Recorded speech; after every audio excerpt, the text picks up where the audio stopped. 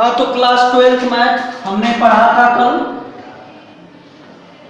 Math मैंने कुछ question बताया भी था, तो अब उसके आगे का क्वेश्चन सॉल्व किया जाए। बुक निकाल लीजिए। मैंने क्वेश्चन नंबर 1 का 5 तक बता दिया था। अब बताना था 5 में कुछ क्वेश्चन है, उसको बताना था, ठीक ना। तो आप किताब खोल लीजिए। जैसे क्वेश्चन नंबर कह रहा है 5 का डी, क्वेश्चन नंबर फर्स्ट का 5 का डी कह रहा है। ध्यान से देखो, काफी अच्छा क्वेश्चन नहीं है, तभी भी बता दे रहा हूं। कह रहा है कि एक ऐसा रिलेशन है, एक ऐसा रिलेशन दिया है x और y में, कि कह रहा है क्वेश्चन कि x is wife of y, यानी x is wife of y, यानी x नाम का एक कोई लेडीज है जो y नाम के आदमी का वाइफ है। बात समझ में आ रहा? एक x नाम की लेडीज है, फीमेल है, y नाम के आदमी का वाइफ है, ठीक। अब रिफ्लेक्सिव हमें दिखाना है। क्या दिखाना है? रिफ्लेक्सिव। हमारा रिफ्लेक्सिव में एम क्या है? कि हमारा एम है कि x बिलोंग करना चाहिए R में, और x से किसका होना चाहिए? एक। तो यहां ध्यान से देखो कि देखो क्वेश्चन में दिया है कि x y बिलोंग कर रहा है R में, तो इसको लिख रहे हैं कि x is wife of y। x जो है पत्नी है किसकी? y का, ठीक, पत्नी है y का। तो क्या x जो है इज वाइफ ऑफ x हो सकता है? यानी कोई पत्नी खुद की पत्नी हो सकती है? नहीं, ठीक। तो ये नॉट पॉसिबल। क्या लिखेंगे? नॉट पॉसिबल नहीं है, ठीक। तो जब पॉसिबल नहीं है तो क्या लिखेंगे? x, not belongs to R। बात समझ में आ गई? अब चलते हैं सिमेट्रिक की। तो सिमेट्रिक में क्या करते हैं कि हमारा एक स्क्रीनशॉट ले लीजिए। चलिए, अब हमारा क्या है कि अब सिमेट्रिक में क्या कंडीशन होता है? तो सिमेट्रिक में हमारा कंडीशन यही होता है कि x, y बिलोंग कर रहा है R में, तो हमें दिखाना होता है कि y, x बिलोंग करना चाहिए R में, और x, y किसका सेट होना चाहिए? एक। बात समझ में आई? तो अब यहां ध्यान से देखिए, एक बात बताओ, x, लिखेंगे क्या कि सिंस x, y बिलोंग कर रहा है R में, तो इसका मतलब कि x इज वाइफ ऑफ किसका? y का। तो x किसका? x जो है किसकी वाइफ है? किसकी वाइफ है? तो x वाइफ है किसकी? y की। तो y की। तो एक बात बताओ, क्या ये पॉसिबल है कि y is not wife of x? तब एक बात बताओ कि x जो है y की पत्नी है,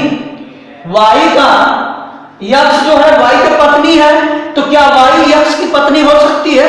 नहीं, क्योंकि ये तो फीमेल है, ये क्या मेल है। तो मेल जो है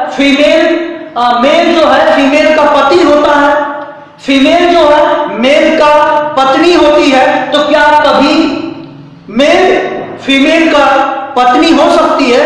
नहीं। तो ये नॉट पॉसिबल, यानी y, x not belongs to R। तो ये बिलोंग नहीं करेगा। बात समझ में आ गई? अब सिमेट्रिक हो गया, ट्रांजिटिव करते हैं। ट्रांजिटिव में देखो क्या होता है कि हमारा x, y बिलोंग कर रहा है R में, ठीक, और क्या y, z बिलोंग कर रहा है R में, तो हमें x, y बिलोंग करना चाहिए R में। ये हमें एम दिखाना है। बात समझ में आई? तो ये हमें एम है और इसको सॉल्व करना है, बताना है कि ट्रांजिटिव है कि नहीं। तो एक बात बताओ, ध्यान से सुनो, ये x नाम की कोई औरत है, ये y नाम का कोई पति है, यानी ये वाइफ है इसकी, ये यक्स है, ये वाई, ये वाइफ है किसके, वाई का। और ये कंडीशन करता है कि वाई जेड का वाइफ है। तो क्या ये पॉसिबल है? यहां ध्यान से देखो, ये पॉइंट जनरेट नहीं हो रहा, ध्यान से सुनो, ये तो जनरेट हो रहा है कि यक्स जो है वाई की पत्नी है, यक्स जो है वाई की पत्नी है, यानी वाइफ है। लेकिन क्या वाई किसी की पत्नी होगी? नहीं, क्योंकि वाई क्या है, मेल है, ठीक। तो ये आपकी पत्नी, ये जो है जेड की पत्नी नहीं होगी। यानी कहने का मतलब कि ये टर्म जो है जनरेट नहीं हो रहा, यानी वाई का पेयर नहीं बन रहा।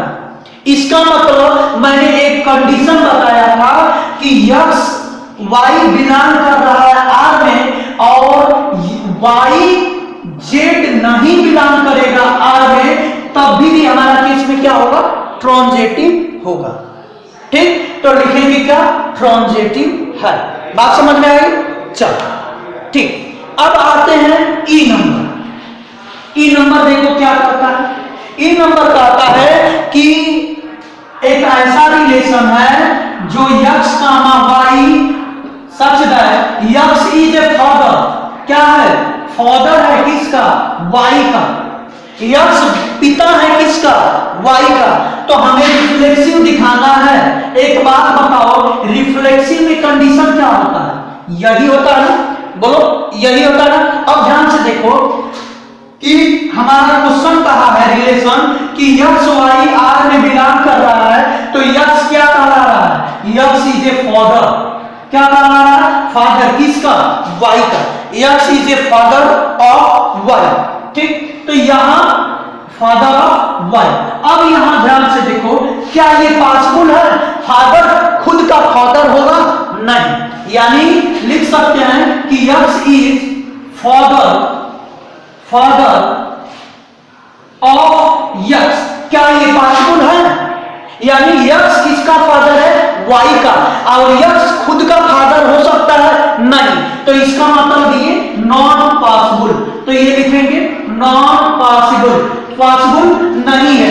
इसका मतलब ये क्या हुआ कि ये हमारा x comma x not belongs to R. तो रिफ्लेक्सिव नहीं होगा। अब चलते हैं सिमेट्रिक पे, स्क्रीनशॉट लेते रहिएगा, ठीक। अब चलते हैं सिमेट्रिक पे। अब ध्यान से देखो, सिमेट्रिक में क्या कहता है कि यक्स कामा वाई बिलोंग कर रहा है आर में, तो हमें दिखाना होता है वाई कामा यक्स बिलोंग करेगा आर में, और यक्स वाई किसका होना चाहिए, सेट का होना चाहिए। ये हमारा होता है सिमेट्रिक। अब सुनो, कंडीशन रिलेशन हमारा दिया है कि यक्स और वाई के बीच क्या रिलेशन है। रिलेशन यही है कि यक्स फादर कहलाता है किसका, और वाई का। तो क्या ये बता सकते हो, यक्स फादर है वाई का, x is a father of y, तो क्या वाई फादर बनेगा किसका, यक्स का? कभी पॉसिबल है? नहीं, ठीक। तो यक्स वाई का फादर है, लेकिन हमें क्या दिखाना है कि y is a father of x. ये पॉसिबल है? नहीं। तो जब नहीं पॉसिबल है तो लिखेंगे इट इज नॉट पॉसिबल। क्या लिखेंगे, नॉट पॉसिबल। जब पॉसिबल नहीं हुआ तो क्या लिख सकते हैं कि ये सिमेट्रिक नहीं होगा। बात समझ में आ गई? अब चलते हैं आगे। अब ट्रांजिटिव का केस, ट्रांजिटिव के केस में क्या होता है, यहां ध्यान से देखो। ट्रांजिटिव कहता है कि यक्स और वाई बिलोंग कर रहा है आर में, और वाई जेड बिलोंग कर रहा है किसमें, आर में। तो हमें प्यारे बच्चों किसको दिखाना है कि यक्स कामा जेड बिलोंग करना चाहिए आर में। ये हमारा क्या है, एम है। बात समझ में आई? तो ये हमारा एम है, ठीक। तो ध्यान से सुनो क्या करते हैं कि अब यहां हमारा रिलेशन कहता है कि since x comma y belongs to R, इसका मतलब यक्स इज ए फादर किसका, वाई का, यानी वाई का, और वाई कामा जेड बिलोंग कर रहा है आर में। तो इसको क्या लिखेंगे, वाई इज ए फादर किसका, ऑफ जेड का। ठीक। अब एक बात सुनो, यक्स नाम का कोई आदमी है, वाई नाम का आदमी का फादर है, और वाई नाम का आदमी जेड नाम के आदमी का फादर है, तो यक्स और जेड में क्या रिलेशन होगा? दादा का रिलेशन होगा, यानी यक्स जो है जेड का क्या कहलाएगा? दादा कहलाएगा। ठीक। तो यहां आपका फादर का तो रिलेशन नहीं है, तो यहां क्या करेंगे? तो लिखेंगे फ्रॉम 1 एंड, इसको मान लेंगे 1 एंड 2, लिखेंगे फ्रॉम 1 एंड 2, 1 एंड 2 लिखेंगे क्या? यक्स इज नॉट फादर किसका? जेड का, ऑफ जेड का फादर नहीं होगा। तब जब नहीं होगा तो इसका मतलब यक्स जेड बिलोंग नहीं करेगा आर में। ठीक। जब नहीं करेगा तो हमारा ट्रांजिटिव नहीं हुआ। तो क्या देखे? सिमेट्रिक भी नहीं हुआ, रिफ्लेक्सिव भी नहीं हुआ, और ट्रांजिटिव भी नहीं हुआ। अब आते हैं क्वेश्चन नंबर 2 पे। Question number 2, 3 and 4 very very important, ये नोट करिए दिमाग में, वेरी वेरी इंपॉर्टेंट है। यहां से एक क्वेश्चन आपके पेपर में आएगा। इस एक्सरसाइज से आपका कौन सा क्वेश्चन आएगा? गिव के 5 क्वेश्चन है जो बहुत इंपॉर्टेंट है, आपके पेपर में मिलेगा। तो पहले चलते हैं क्वेश्चन नंबर 2 पे, देखते हैं क्वेश्चन नंबर 2 क्या कहता है। तो क्वेश्चन नंबर 2 कहता है कि एक ऐसा रिलेशन है जिसमें रियल नंबर सेट है। सेट कैसा है? रियल नंबर है। और देखो यहां दिया है रिलेशन कि R इक्वल टू क्या दिया है? A, B belongs to A, B such that क्या दिया है? A less than R equal to B square. ठीक। ये प्रूव करना है, रिफ्लेक्सिव नहीं है, सिमेट्रिक नहीं है, और ट्रांजिटिव है, ये तीनों नहीं है, ये पूछ रहा है। ठीक। ये पूछ रहा है कि तीनों नहीं है। तो ध्यान से देखिए, जब तीनों नहीं है तो आसान हो गया हमें दिखाना। तो रिफ्लेक्सिव में क्या करेंगे कि ध्यान से देखो, रिफ्लेक्सिव हमारा क्या एम है? हमारा एम यही है ना कि A, बिलोंग करना चाहिए R में, और A किसका नंबर होना चाहिए? Real number. यहां ध्यान से देखो, सेट किसका दिया है? रियल नंबर का। बात समझ में आई? तो जब रियल नंबर का दिया है, एक बात बताओ, क्या 1/2 अगर ले लेते हैं कोई रियल नंबर, तो हमने ले लिया कि A की वैल्यू 1/2 ले लिया। क्या ले लिया? 1/2। तो बताओ क्या 1/2 लेस देन और इक्वल टू 1/2 का होल स्क्वायर के बराबर होगा? बोलो, होगा? नहीं होगा। तो ये क्या होगा? Not possible. लिखेंगे नॉट पॉसिबल, पॉसिबल नहीं होगा। तो इसका मतलब क्या हुआ कि 1/2 बिलोंग नहीं कर रहा है किसमें? आर में, रिलेशन में। तो ये क्या हो गया? रिफ्लेक्सिव नहीं होगा। कोई भी एग्जांपल ले लीजिए, रियल नंबर होना चाहिए। देखो एक बात ध्यान दो, रिफ्लेक्सिव फॉलो करेगा तभी हर नंबर पे, यानी हर रियल नंबर पे फॉलो करना चाहिए, तभी वो रिफ्लेक्सिव कहलाएगा। अगर एक नंबर पे नहीं फॉलो कर रहा है और बाकी नंबर पे फॉलो कर रहा है, तभी भी उस केस में रिफ्लेक्सिव नहीं होगा। ठीक। नियम फॉलो करना चाहिए, तो हर नंबर पे फॉलो करना चाहिए, यानी that is her real number पर, क्योंकि यहां रियल नंबर सेट दिया है। अब सिमेट्रिक की बात करें तो सिमेट्रिक में हमारा एम क्या होता है? हमारा एम यही होता है कि A, B belongs to R, तो हमें दिखाना होता है B, A belongs to R, ये दिखाना होता है। ठीक।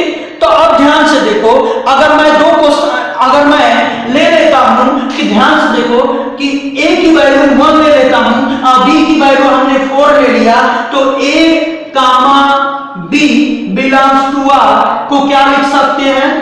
बोलो, 1, 4 को क्या लिख सकते हैं? 1 लेस देन और इक्वल टू 4 का स्क्वायर। ठीक। पहला कंडीशन फॉलो करना। ठीक। अब हमें दिखाना है कि क्या ये दूसरा कंडीशन फॉलो कर रहा है? ये तो नहीं। ध्यान से देखो, क्या therefore 4 square is less than A square? यानी क्या 4 less than are equal to 1 square? नहीं, यानी इसका मतलब ये नॉट होगा, यानी 4 कामा 1 नहीं बिलोंग करेगा इसमें आगे।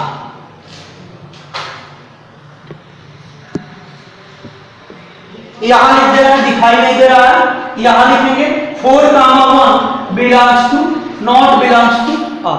तो ये आपका सिमेट्रिक नहीं होगा। बात समझ में आई? चलिए ट्रांजिटिव देख लेते हैं। एग्जाम्पल दे के समझाइए, अगर एग्जाम्पल दे के नहीं समझाना चाहते हैं तो कोई दिक्कत नहीं है, ऐसे भी समझा सकते हैं। देखिए बता रहा हूं, ट्रांजिटिव में a comma b belongs to R and b comma c belongs to R, तो हमें दिखाना होता है a comma c belongs to R, ये दिखाना। ठीक, तो देखो लिखेंगे क्या, since a comma b belongs to R, तो इसको लिख रहा है a less than b R less than are equal to b square and b comma c belongs to R, तो इसको क्या लिख सकते हैं, b less than are equal to c। From 1 and 2 से क्लियर करो, देखो क्लियर करो, 1 और 2 से क्लियर करो कि हमें यहां इक्वेशन नंबर 1 कर लिया, 2 कर लिया, लिखेंगे फ्रॉम 1 एंड 2 से। एक बात बताओ, a less than are equal to b square and b less than are equal to c square, तो यहां से अगर हम b की वैल्यू उठा के इसमें रख दे ये b की वैल्यू, तो a less than are equal to b यानी c स्क्वायर का होल स्क्वायर होगा। यानी कहने का मतलब कि a लेस देन c के पावर 4 होगा। तो एक बात बताओ, हमें लाना क्या था, हमें क्या लाना था, a comma c belongs to R. a comma c का मतलब a less than are equal to c square, ये हमारा एम है। तो ये नहीं आया, 4 पावर है, तो लिखेंगे ये नॉट इक्वल टू, ये equal not equal to c के पावर 2, तो क्या लिखेंगे, नॉट ट्रांजिटिव। क्या होगा, नॉट ट्रांजिटिव। बात समझ में आई? ठीक, अब क्वेश्चन नंबर 3 जो है सेम इसी तरह करना है, चेक करना है। क्या करना है, चेक करना है कि ये जो क्वेश्चन नंबर 3 जो कह रहा है वो आपका सिमेट्रिक है कि नहीं, ट्रांजिटिव है कि नहीं। देखो 1 मिनट में ये आसान क्वेश्चन है, बता देता हूं। रिलेशन क्या है, रिलेशन दिया है कि r equal to a comma b such that a equal to b equal to क्या दिया है, b equal to 1 a plus 1, यही दिया है। ठीक, अब सेट हमारा क्या दिया है, सेट यहां लिख लेते हैं 1 से लेके 6 तक, 1 2 3 4 5 6 तक दिया है। ठीक ना, तो अब ध्यान से देखो, यहां ध्यान से इधर देखो, 1 से लेके 6 तक दिया है, दिखाई दे रहा है ना। चलो अब यहां हम लिखेंगे क्या, रिलेशन निकालना चाहते हैं। तो अगर a की वैल्यू 1 रखते हैं तो b की वैल्यू 2, a की वैल्यू 2 रखते हैं तो b की वैल्यू 3, और a की वैल्यू 3 रखते हैं तो c की वैल्यू 4, और a की वैल्यू 4 रखते हैं तो b की वैल्यू 4, b की वैल्यू कितना होगा 5, और a की वैल्यू क्या रखते हैं 5, तो b की वैल्यू क्या होगा 6। a की वैल्यू 6 नहीं रखेंगे क्योंकि b आपका इसमें नहीं है। 1 मिनट चेक कर लिया जाए। हाँ, अब चलते हैं 5 तक ही रखें, तो हमारा रिलेशन क्या हुआ, ध्यान से देखो, 1 कामा 2, 2 कामा 3, 3 कामा 4, 4 कामा 5, 5 कामा 6, ये हमारा रिलेशन है। क्योंकि a की वैल्यू 6 तो रख सकते हैं, लेकिन b की वैल्यू 7 हो जाएगी, और 7 इसमें नहीं है, इसलिए 6 नहीं रख सकते हैं। बात समझ में आई? अब ध्यान से सुनो, रिफ्लेक्सिव दिखाना है ना, क्या दिखाना है, रिफ्लेक्सिव। बोलो 1 कामा 1 बिलोंग कर रहा है, नहीं कर रहा, नहीं कर रहा, तो लिखेंगे 1 कामा 1 नॉट बिलोंग्स टू r, इसलिए रिफ्लेक्सिव नहीं होगा। बात समझ में आ गई? बोलो, आई होप कि आपको समझ में आ गया होगा। अब चलते हैं, क्या दिखाना है, सिमेट्रिक दिखाना है। क्या दिखाना है, सिमेट्रिक। तो सिमेट्रिक ध्यान से देखो, क्या ये सिमेट्रिक है या नहीं है, ये बताना है।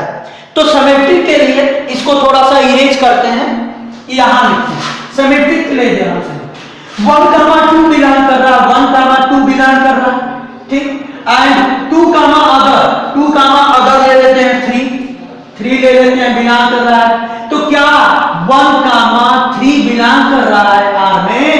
बोलो 1,3 बिलोंग कर रहा है? नहीं कर रहा है। तो नहीं कर रहा है तो इसका सिमेट्रिक दिखाना है, हम ट्रांजिटिव दिखाना है। 1,2 बिलोंग कर रहा है तो हमें क्या दिखाना है? 2,1 बिलोंग कर रहा है? नहीं कर रहा है। कहीं देखो 2,1 है? नहीं।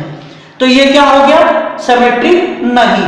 ट्रांजिटिव दिखाना है तो ट्रांजिटिव में हमने क्या कहा कि 1,2 बिलोंग कर रहा है आर में, और एक ले लेते हैं 2, अदर 3 बिलोंग कर रहा है, 2 ले लिए। तो हमें क्या 1,3 चाहिए आर में, बोलो है? नहीं। लिखेंगे सिंस ये दोनों तो है, ये दोनों लेते हैं और ये दिखाते हैं तो ये नहीं है, इसलिए ट्रांजिटिव नहीं होगा। आई होप कि आपको समझ में आया होगा। तो आज के लिए इतना ही काफी है।